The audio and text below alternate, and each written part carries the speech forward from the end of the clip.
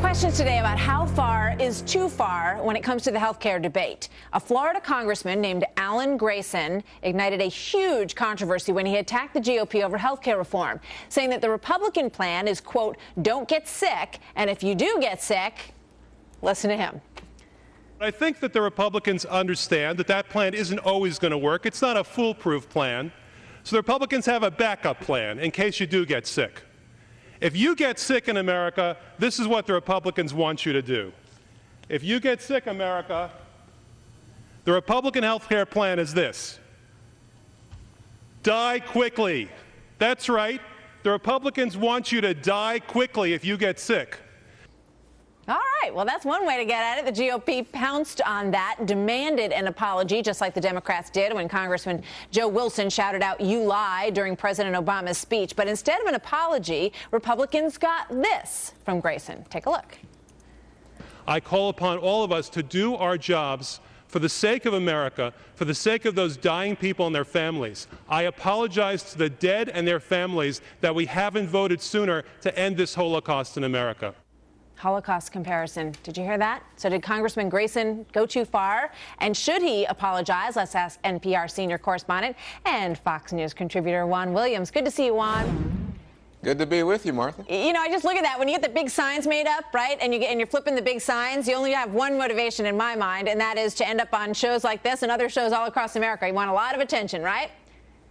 Without a doubt, and he's getting a lot of attention because he clearly went overboard with the Holocaust analogy. You know, whenever I hear politicians use that, and it's unfortunate how frequently it comes, it seems to me an invitation to be marginalized and ignored because they have no sense of history. But it just keeps happening. It happens time and again, and typically then people have to sort of reprimand them. So I guess this is another situation where it's just offensive, to be blunt about it. Yeah, you know, I want to put up a poll that is one that has been out there about how satisfied Americans are with their health care, the way it is. And there's the number. 80% of the people out there said, yes, my health care is okay. It's not perfect, but I'm satisfied. And then you have, you know, this kind of yelling and screaming going on about Holocaust and, you know, people dying and Republicans wanting people to die. And you wonder why people are so unhappy with what they see in Congress. Well, I don't think there's any question. Now, let me just say that what Grayson was talking about, the basis for his hyperbole there, Martha, was a Harvard University study that indicated that they find 44,000 Americans die annually because of lack of adequate health insurance. And so he was saying that this is a terrible situation. This is something that we have to remedy in the country, this large number of deaths from people who are uninsured. What you're talking about is if you ask people, are you satisfied with the status of your health insurance? But, you know, if you ask people about, you know, what happens if they lose their job and they want portability, moving their health insurance, or do they think that health insurance companies charge too much? Do they exclude people who have pre-existing conditions? Then you see that the American people do have some complaints about big insurers. Yeah, but and that study, is pointed out, has been challenged because it's pretty difficult to sort of ascertain the exact reason for death and trace it back to, you know, to a health and care insurance reform plan, or plan, I should say, one way or the other. So, but, you know, when you take a look at some of this rhetoric, and I never heard, did you ever hear of this Congressman Grayson before this event, Juan? No. No. But now, of course, we all know him, and we all know his name. He went on to talk about the Holocaust, which we just showed, and then he said that, you know, Republicans were knuckle dragging Neanderthals. You know, this kind of language has prompted Republicans to say that he should be sanctioned for what he did on the floor, which goes back to the Joe Wilson thing and whether or not, you know, he should have accepted sanctioning. And all of it makes me think of, you know, a clubhouse with a big, you know, board with the rules put on it. You can't say this, you can't say that, you'll be banned forever. You know, it's like kids when you look at this.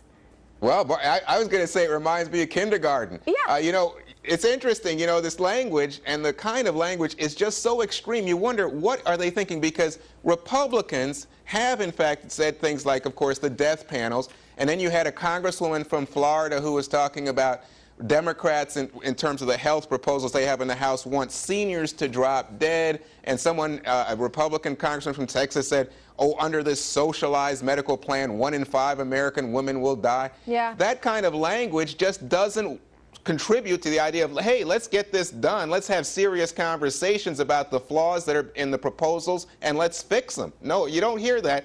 I think it is like kindergarten out of control. We need a teacher, Martha. We need you to stand up and put your foot down, Martha. Straighten these guys out. I'd love to go shape them all up and say, I mean, because it's ridiculous. And you know what? It's embarrassing. And they're eating each other alive, and they're making each other look like idiots. And people at home watch this and they say, no wonder they can't figure this out, you know, because they can't even get the real issue. And what it does is it evades the attention. It takes attention away from what the serious issues are out there and whether or not we're going to end up with, you know, sort of a healthcare reform plan that doesn't work for anybody. And we're going to look back at tapes like this and say, no wonder they couldn't figure it out. You're on target. I couldn't agree with you more. I just wish they would have the serious conversation. And I think it contributes to the American people then having a lower regard for politicians, if that's possible, and as opposed to saying, you know, these are sincere people who've gone to Washington with our best interest. They say, why all the squabbling and why all these outrageous remarks? You know, it demeans their own profession. All right. Well, Nancy Pelosi said that she, thought it was frightening, the level of rhetoric. We'll see if she calls Congressman Grayson and asks him to tone it down or make an explanation for what he's been saying. Juan Williams, though, it's always a civil and enjoyable pleasure to talk to you, sir. So thank you very much for being here. Shouting at the president and calling him a liar, bad. Shouting at Republicans and calling their health care plan strategy die quickly, good. The guy shouting at the president apologizes but still gets reprimanded in the House. The guy all but advocating Republicans want you dead refuses to apologize and gets a pat on the back from the Speaker of the House. This is Nancy Pelosi sticking up for that die quickly guy, Florida Democrat Alan Grayson. There's no more reason for Mr. Grayson to apologize than for, in other words, if anybody's going to apologize, everybody should apologize. Got to be consistent here, folks. So the Speaker has no problem with the guy who says the Republicans do have a plan, and it's essentially to hope you croak quickly. But she has a huge problem with the guy who says that the president's lying about illegals not being covered under health care reform, even though Democrats moved to change that reform very quickly. So Alan Grayson's a liar, and Joe Wilson's a stooge. Alan Grayson can keep piling on, likening the lack of health care reform to a Holocaust in America. Joe Wilson can't say boo, all but becoming a laughingstock in America. Now, never mind Wilson was right about that illegal coverage, and Democrats took great care later to assure they wouldn't be getting coverage. Joe's still crazy and punished. Alan's still crazy, but praised. All I'm saying is we've got to be consistent here. Is there a double standard? No. It's amazing when you see on either side this selective outrage. Okay, when all but likening Republicans to murderers. Not okay when all but stating Democrats are liars. What a house. Or should I say, asylum. All right. That's good.